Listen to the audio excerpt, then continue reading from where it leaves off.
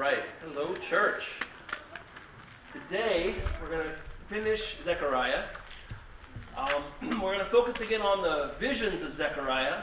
I will talk about his messages in a little bit, but we're going to focus on that. We're almost at the end of the very long series on the minor prophets. Hopefully it's been awesome. I know I've had fun. The prophets have always been kind of a weaker spot for me. Also, kids are going with Teacher Shang. Thank you, Teacher Shang. All right, kiddos. Have fun. Thank you, Teacher Shang. But yeah, the prophets have always been kind of a weaker spot for me, so this has been helpful for me to go through and get stronger, see a bigger picture. I don't know if or when I'll ever do one of the major prophets of Jeremiah, Ezekiel, and Isaiah, but those would be longer ones for sure. I actually just finished Isaiah the other day, starting in Jeremiah again. Those longer ones, it's hard to keep it. Anyway, minor prophets. They're minor because their books are short. That's it. That's what makes them minor, nothing else. They are fully prophets, as all the other ones are. They just have short books.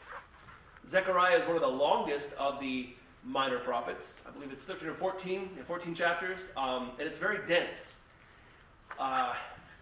In the New Testament, we have the book of Revelation, the Apocalypse of John. The word apocalypse just means revelation. Things are pulled back and seen for what they are. John has these revelations. He writes them down, very full of imagery and battles of good and evil and all that. Well, in the Old Testament, the book of Daniel does a lot of that, but also the book of ZeChaRiah.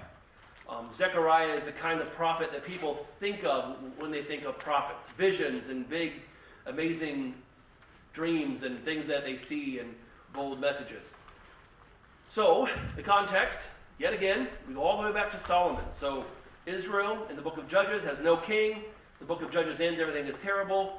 You get Samuel, the last and the best of all the judges, who anoints King Saul, because Israelites desperately want a king, and they're wrong for doing so. They want a king like everybody else, not a godly king, a king like any other nation. They get Saul, they get what they ask for. He's terrible. But God then brings up David, who in all of the Old Testament has the most text written about him, even more than Abraham. Moses wrote many things, but not much about himself. Then after David, his son Solomon is king, and Israel is working great. Everything's awesome for Solomon. But in his comfort, he becomes apathetic. He falls into some pretty dark things.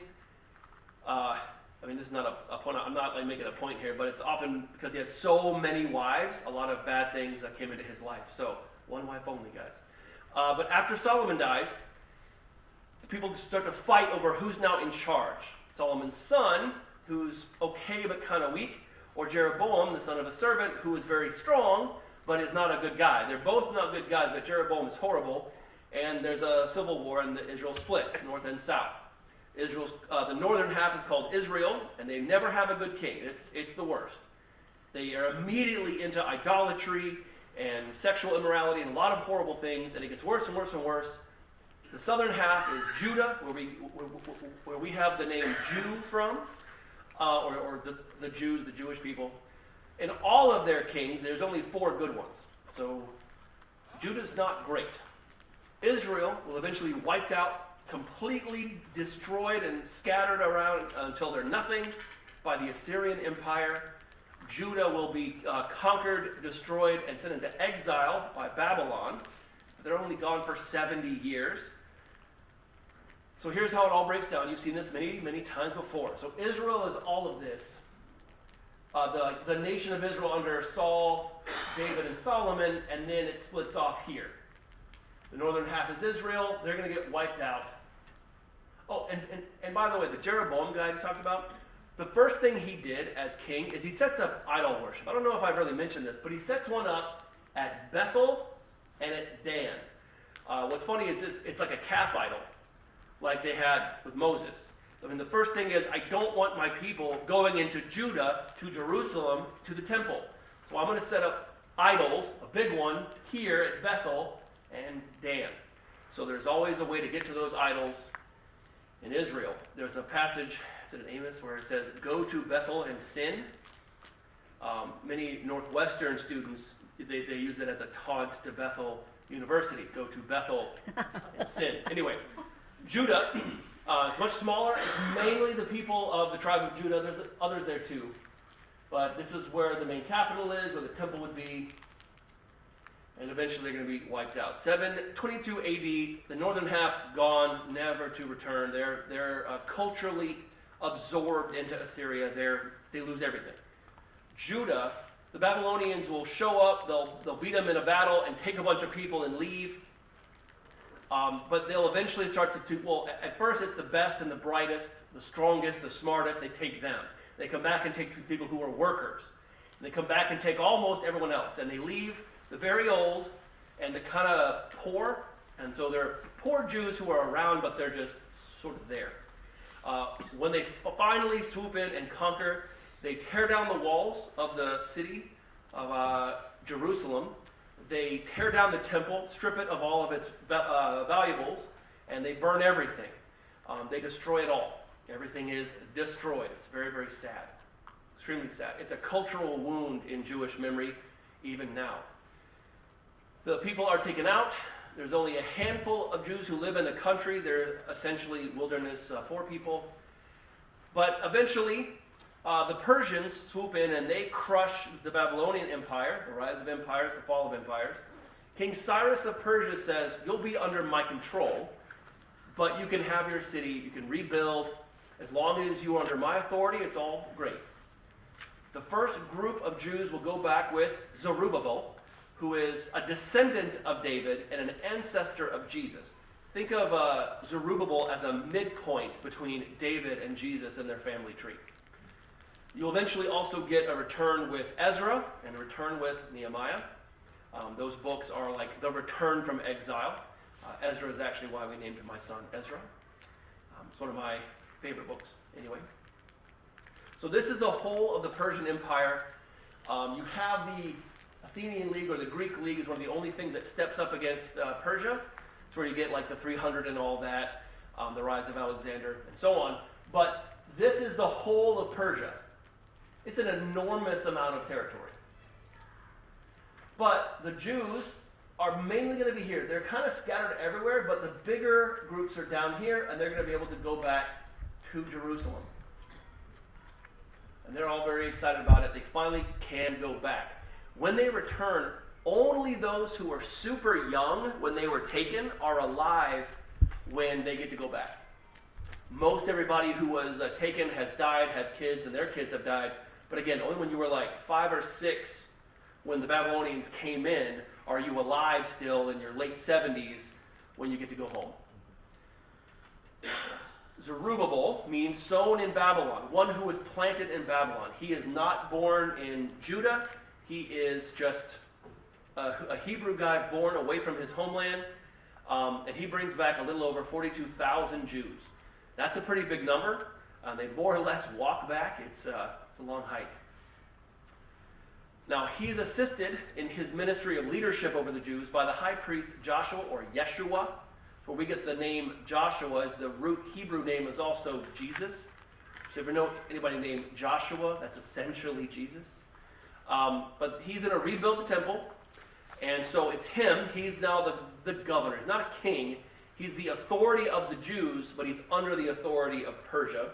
But he's got Joshua to help him, who's a high priest, reestablishing all the rites and rituals of the temple. And he also, God sends 2 prophets, Haggai and ZeChaRiah. Now, I said before that when God sends prophets, things are bad. This is one of those times with Haggai and ZeChaRiah where it's not necessarily bad. It's like things are good, but they're kind of leading into bad, and we want to stop it quick. The work is going to stop, and Haggai will swoop in. People get a little bit apathetic and lazy. ZeChaRiah will swoop in and say, get back on it, guys. Like, let's not fall into the same sins or get started in what led us into exile in the first place. So usually when prophets are showing up, especially in big numbers, things are bad. In this case, it's things are good. They're kind of slipping.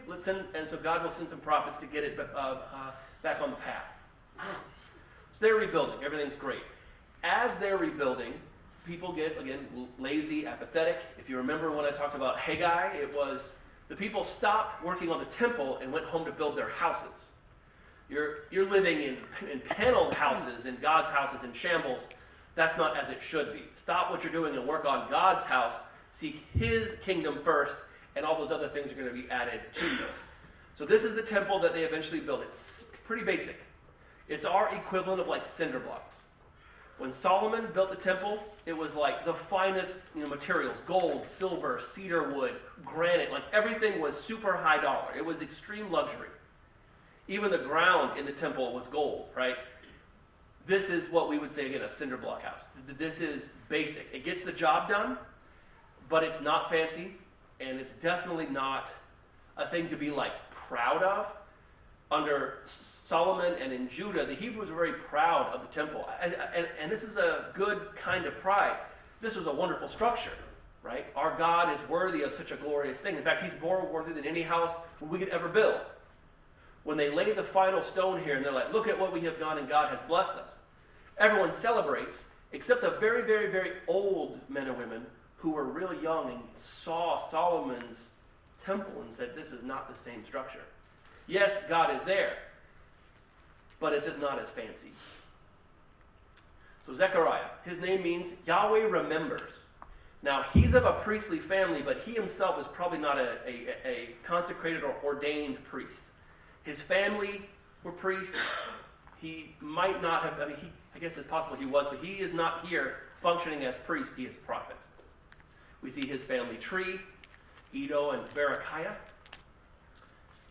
So he's going to go, and his message is to the people of Judah who have just returned. They're building the temple. They're rebuilding the city bit by bit. They're starting to get lazy. You've got to get back on the work. Don't give up. He's encouraging Zerubbabel. He's encouraging Joshua, the high priest. He wants to keep everything going. ZeChaRiah is an encouraging prophet. If you ever read the prophets, most of them are not super encouraging. It's always like, you're so bad and God's going to get you. This is like, but God is blessing you. You're starting to slip, but God is here to bless and preserve and protect. Bless you. So does that make sense? All right. So last time I did this, we went through the first 4 visions. I've never had a vision. I don't know if you have, but I never have. I've never had a God dream. I've never had any of that. Most prophets, even the prophets, don't get a ton of visions. They might get a couple. At best, 1 or 2 or 3. ZeChaRiah has 8 back to back to back to back to back to back to back. It's rapid fire. I mean, if you read it, and you should, it's like, and I saw the horsemen and they're patrolling the earth, and all the nations are at rest, but Israel's not. And then I saw the 4 horns, and then he just starts to go, go, go, go, go. It's this bang, bang, bang, bang, bang message. There's a sense of urgency. There's a sense of, you've got to hear this right now. And the message is overwhelming. Even on the things that are like warnings, be careful about your sinfulness or how you behave or how you're obeying the covenant. It's not wrath is coming to you, Israelite or Jews.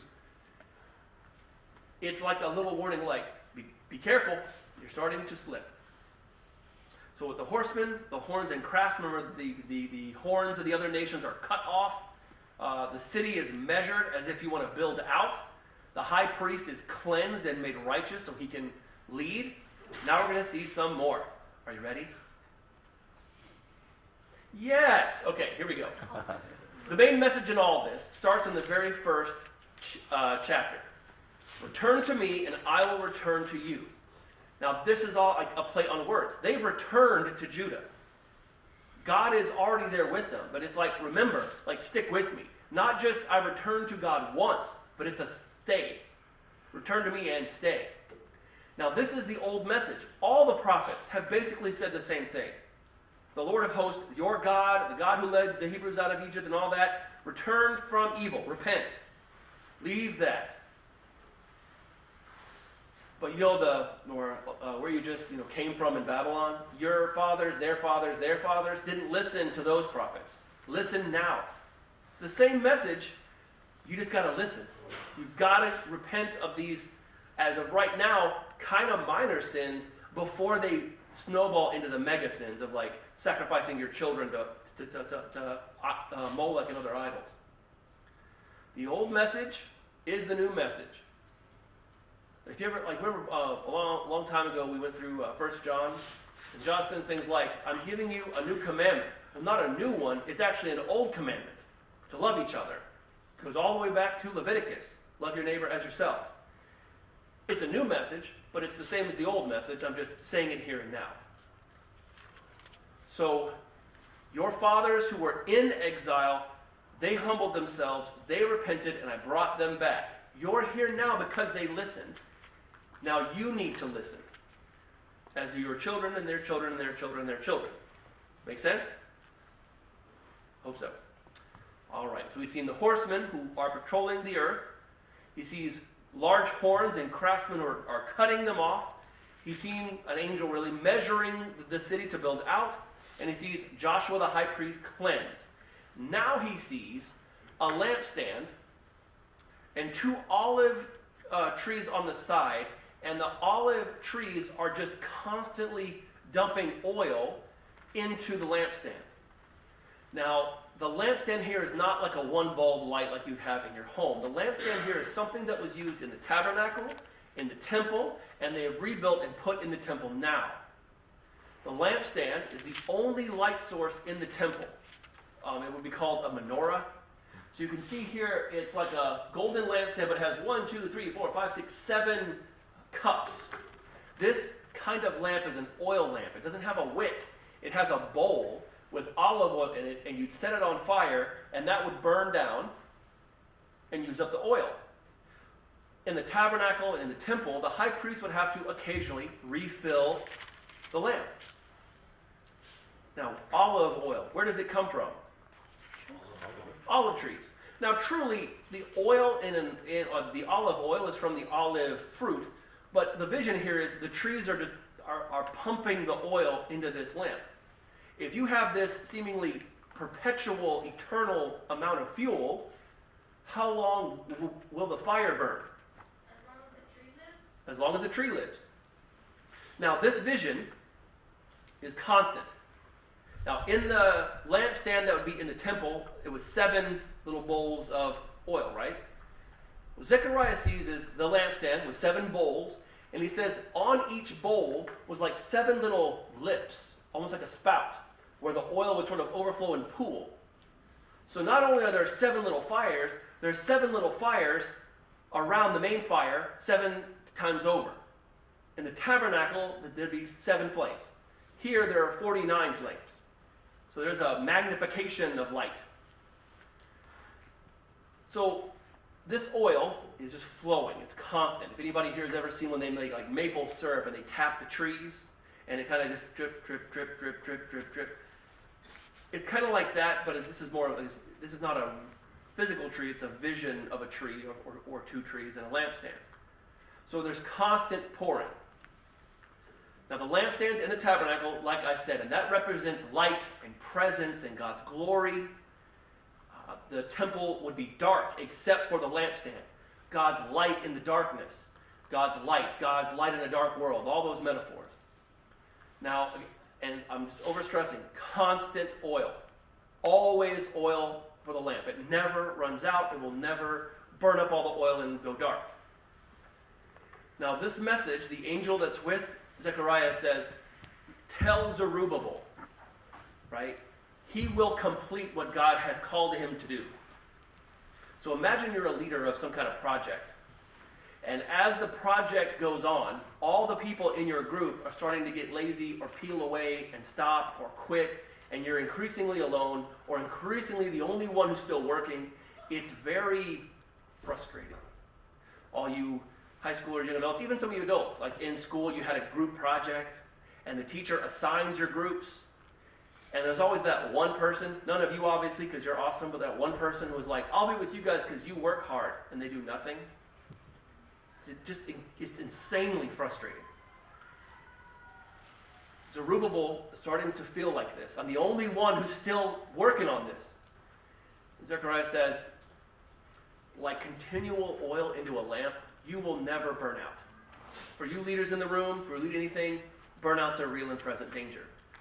I'm going to keep blessing you and pouring into you and feeding you and just being a God who is always there so that you can get the work done. So Haggai is telling everybody, stop building your own house and build the temple. ZeChaRiah says, hey Zerubbabel, this vision's about you. You will be blessed.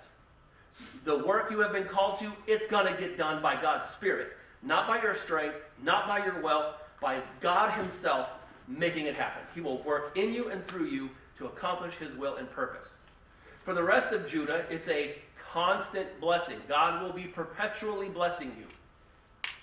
This blessing of the oil and God's light in the world will never go dark. It will never burn out. God will bless and prosper you. So imagine you're in the Jews' shoes, right? You've come back from exile. You've been second-class citizens in an empire of Gentile pagans. You're finally at home. You don't have independence. You're kind of restricted. You're rebuilding, but you're choosing to focus on yourself first. God sends 2 prophets to warn you to get back to work, but says, and I'm going to keep on blessing you. Don't think that the well of God's grace and mercy and blessing will run dry. It won't. It is a perpetual blessing. So does that vision make sense? I'm like a tree that never dies, always giving you what you need.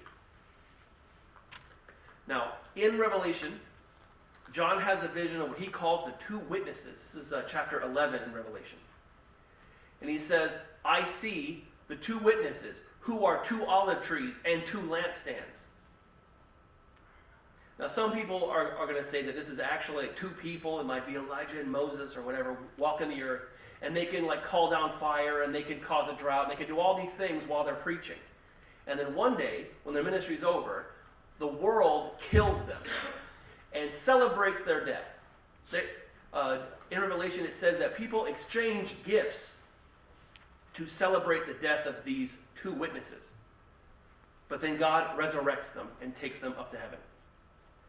Now, whether these are 2 physical men, whether these are the representations of the church, Jew and Gentile, or whether it's just the church, this idea, this vision that John sees, is referencing this vision that ZeChaRiah sees. 2 trees, olive trees, dumping oil into a lampstand, always blessing, always being provided for, added on to the idea of witnessing, like being a proclaiming entity. 2 witnesses, the church, whatever it doesn't matter here. But what ZeChaRiah is seeing is for Zerubbabel then and there. But it's also for even the church now and until Christ returns. God is not meager with his blessing.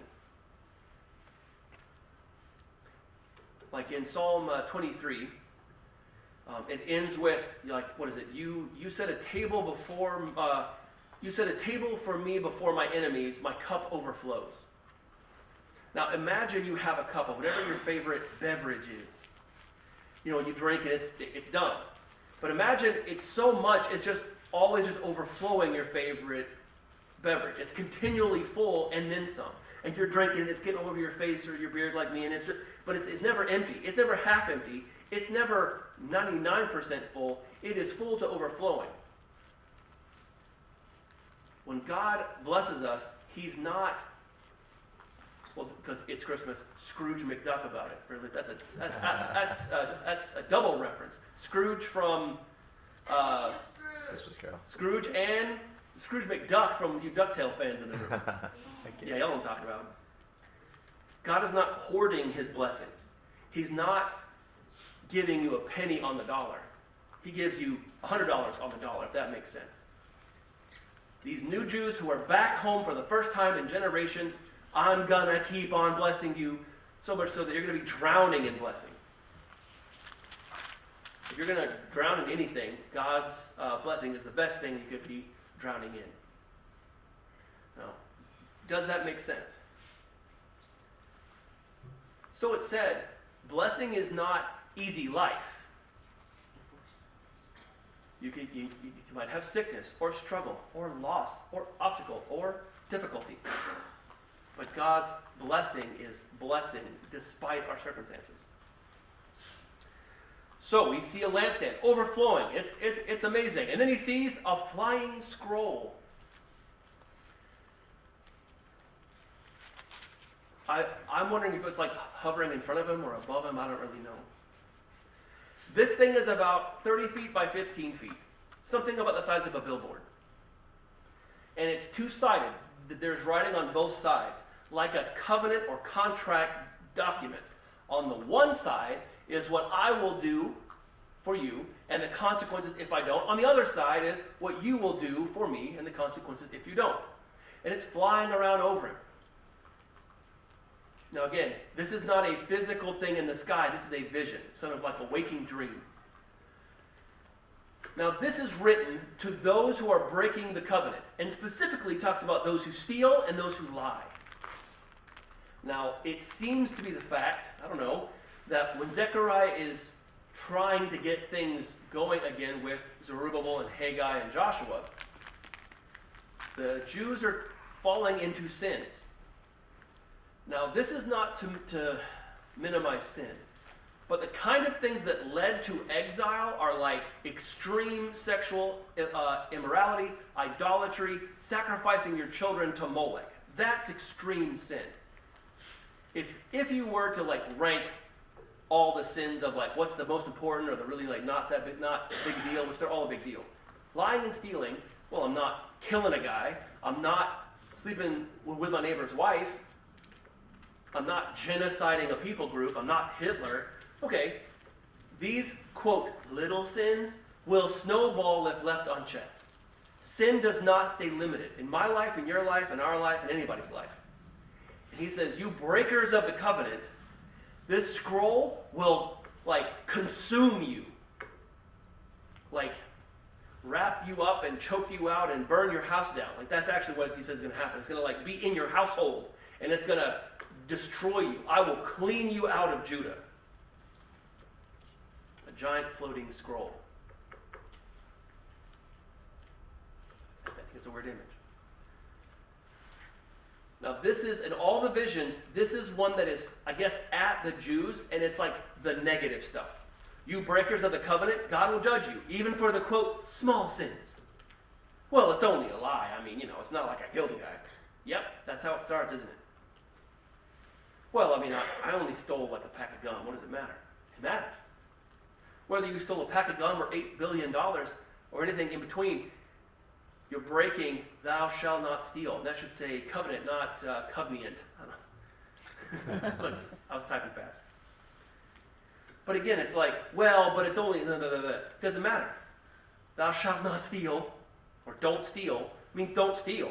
Not don't steal the big stuff. Don't steal the things that people really care about. Don't steal when it hurts somebody. Don't steal. Don't lie. If you start that and it's tolerated, when you tolerate sin, you affirm sin. And it will snowball and snowball and snowball and snowball until you're sacrificing your own kids to Molech. It will happen. If sin unchecked is unchecked, it will become insanely destructive and vile. So, flying scroll. Then, boom, he sees a woman in a basket. Okay? Now the angel walks up.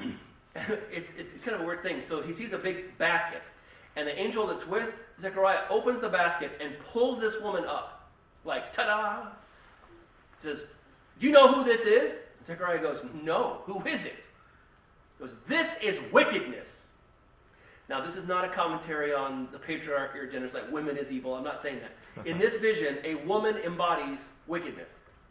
So it said, in other parts of the Bible, women are righteousness and wisdom and all the virtues too. So I'm just kidding. But he pulls her up and says, this is wickedness. This is the iniquity of the land. This is sin. And he thrusts her back down into the basket and takes a big lead cover and puts it over her. And then two other women with wings, angels, pick it up and take it away.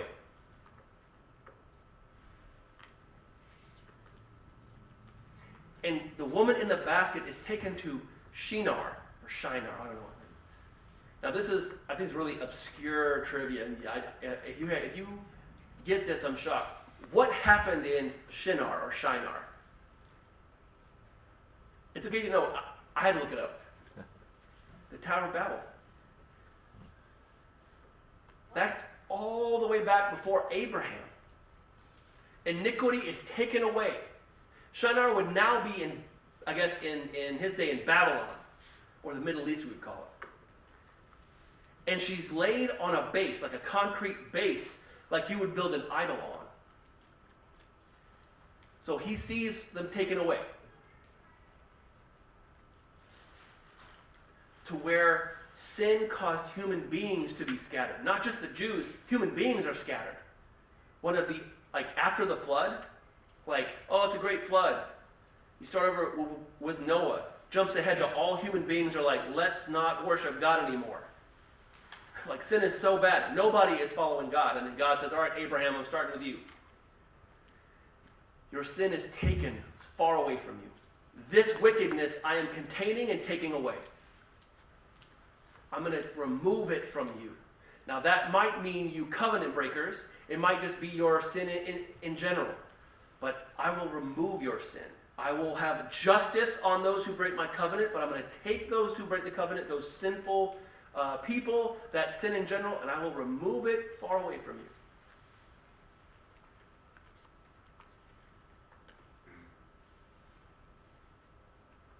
The only other time, and this was such an obscure thing, I don't want to have it up here. The next big time in the Bible, a woman is meant to represent evil. It's in Revelation. The great prostitute who rides the beast, her name is Babylon. But notice that this woman is taken to the original Babel, right? So, anyway, it's such an obscure link, it doesn't matter. But sin is taken away. Sin is contained and taken away. I will bless you. Those who are starting to slip, if you don't repent, you will be judged. There will be justice done, and your sin will be covered and kept and taken away.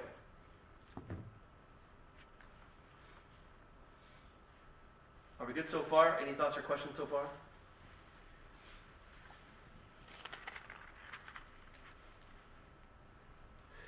Then he sees 4 chariots. Now, this first vision was just guys on horseback. I use the same image because it was kind of cool, but horsemen.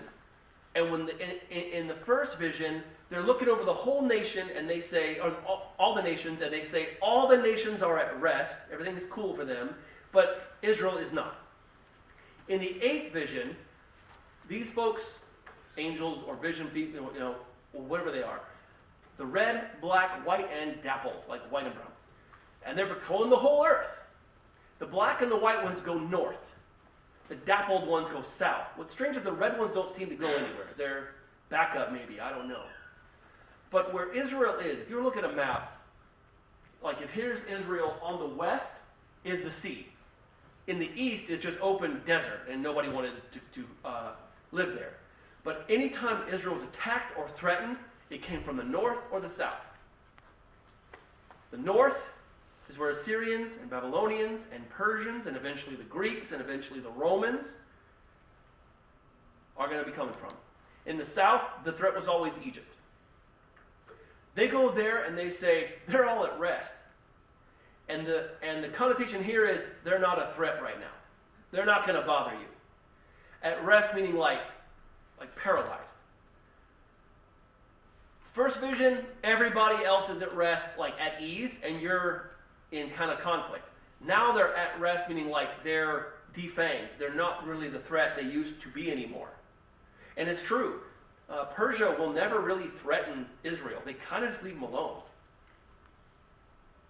The next time Israel is threatened is by the Greek Empire.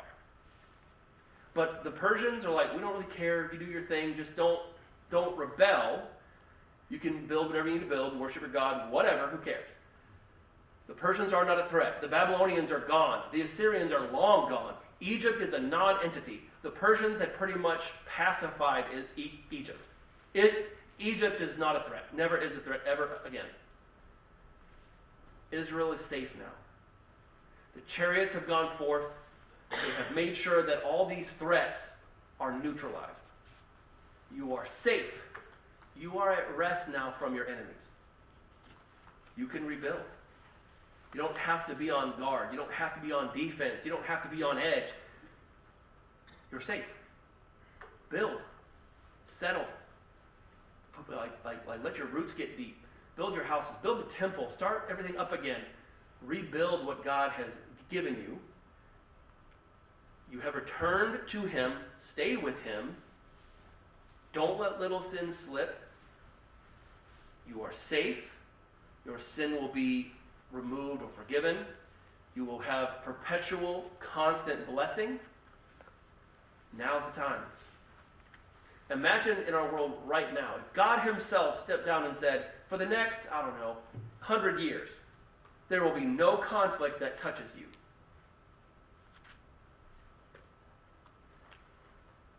Here's an example. Middle East.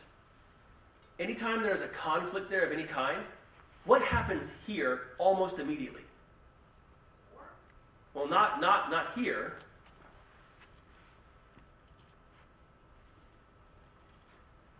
Okay, back up. Where does America get a lot of its oil from? The Middle East. Well, yes, underground. Thank you, John. Thank you, John. You're exactly right. But where in the ground whose ground do we normally get the oil from? The Middle East. When there's a conflict there, for any reason, Israel, Saudi Arabia, whatever, or we went into Iraq, some of us remember, before the Iraq War, how cheap was gas? It was like $1.30 in South Carolina. It was awesome. In fact, I remember it was under $1, and when it went above $1, I was outraged. Because I had a minimum wage job. I'm like, what? But anytime that happens, the people who kind of work out what the gas will cost, they're like, uh-oh, gas in 6 months will be harder to get. Let's raise the prices now. Imagine if we were told, all right, no conflict for 100 years. That would be the time to start to build and invest, because your money is safe, your stuff is safe, your house is safe, your kids are safe, the school is safe. We can take some money from military and put it in agriculture or infrastructure or anything else. I don't have to worry about investing in gold and silver and guns and bullets, because it's not going to touch me. You're scared for your own well-being, so you build your own house. God will wait later, right? I'm going to build my thing. I'm going to get situated first. Or the thing I hear a lot from teenagers and young adults, I don't want to get married yet. I want to get my life situated first. Then I'll find somebody, which is horrible advice, by the way. Why? Because the future is so uncertain, and I don't know what's going to happen. I have to be safe. I have to make safety. Okay, I get that, because our world's a volatile place.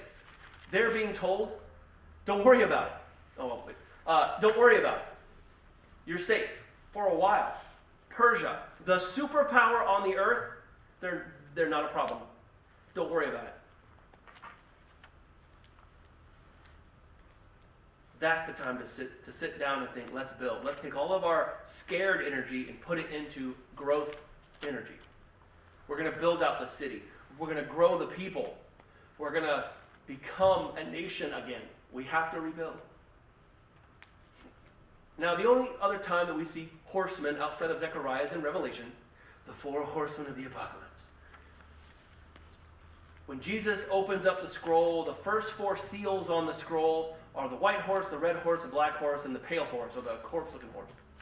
And it's things like war and conflict and famine and death. Now, this is some scary stuff, Revelation, but who are the horsemen aimed at in Revelation? The church? No. Everyone else. The world. The church is the aim, or is the object of God's wrath. I'm sorry, did I say the church? The world is the object of God's wrath, sorry.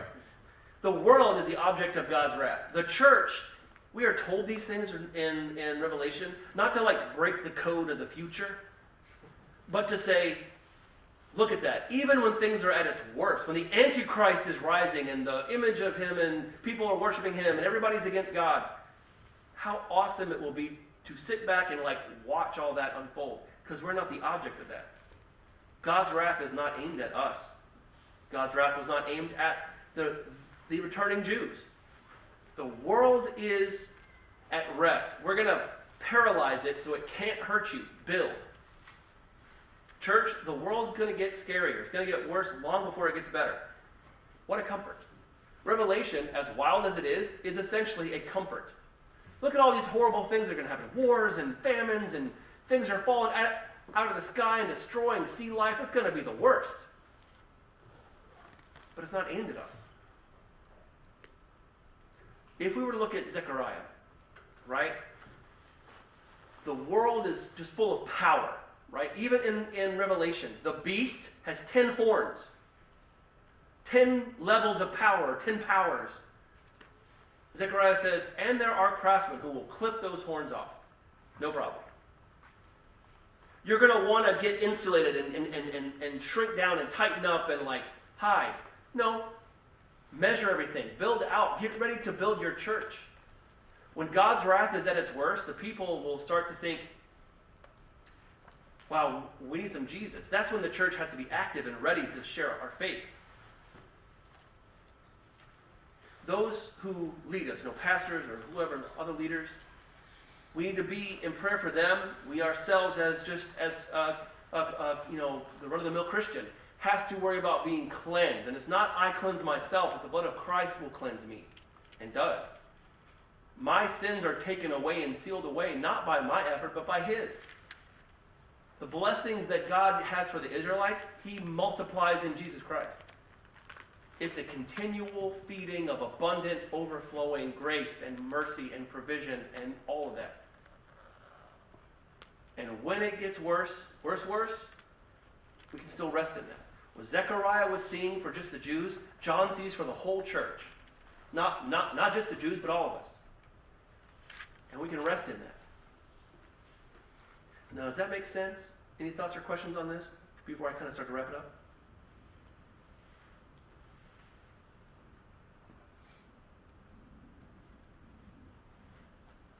Okay. Now, what we have done is half of ZeChaRiah. The first half is just vision after vision after vision. The rest of ZeChaRiah are messages, or oracles, you might say, like messages that repeat verbally what ZeChaRiah was already seeing in the visions. There's going to be blessing. There's going to be a judgment on sin. God is faithful to His covenant. He will remove iniquity.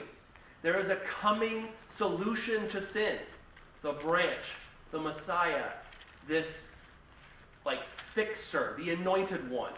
Joshua, the high priest, is sort of a foreshadowing of the high priest, Jesus, Yeshua.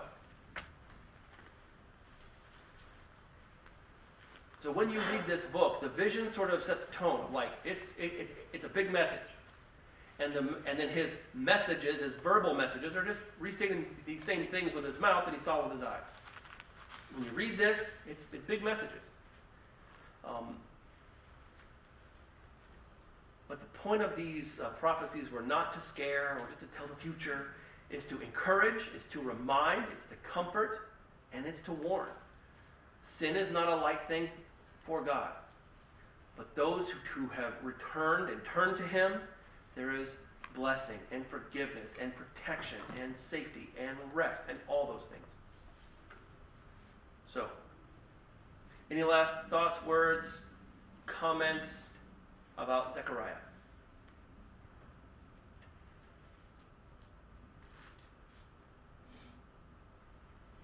All right. I believe there is a quick meeting after church. Would you like there to be a break after this, or do you want to go right into it? Oh, you can take a little break. Okay, a little break. Yep. Then we'll come in here, we'll talk about churchy stuff for Christmas, and then we'll go for the day. Let's pray.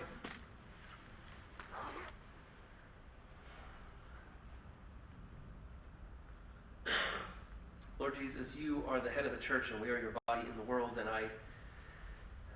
I pray that we would take great comfort and encouragement from ZeChaRiah, that we see what he is seeing, we see for Revelation, we see in the church now, that you are a continual fountain of blessing, that you bless us so many times over, Lord. Our cup overflows, that you are a God who has removed our sin through Christ, that it is taken away. It's no longer on us. That you are a God who puts us at rest, that we find our rest in you. whatever sickness or hardship or loss or obstacle or struggle in the world that we have, as Paul says, all the things in this world are nothing when lined up against eternal glory and eternity with you. I pray that each of us as individual Christians would seek to be holy and righteous and Christ-like, that as parents, for those of us who in the room who are parents, that we would be that example to our kids, that our church would be a church that lives in your blessing and is humble and thankful and grateful for all the ways you bless us, and that we would be a source of blessing and the gospel message for others who are lost. I pray that we would be a kingdom-building church. Lord, I praise your name. I'm thankful for ZeChaRiah and his ministry, and that it still is useful for us, but that we would read the minor prophets, your word overall, and be built up by it. I pray that in Jesus' name, amen.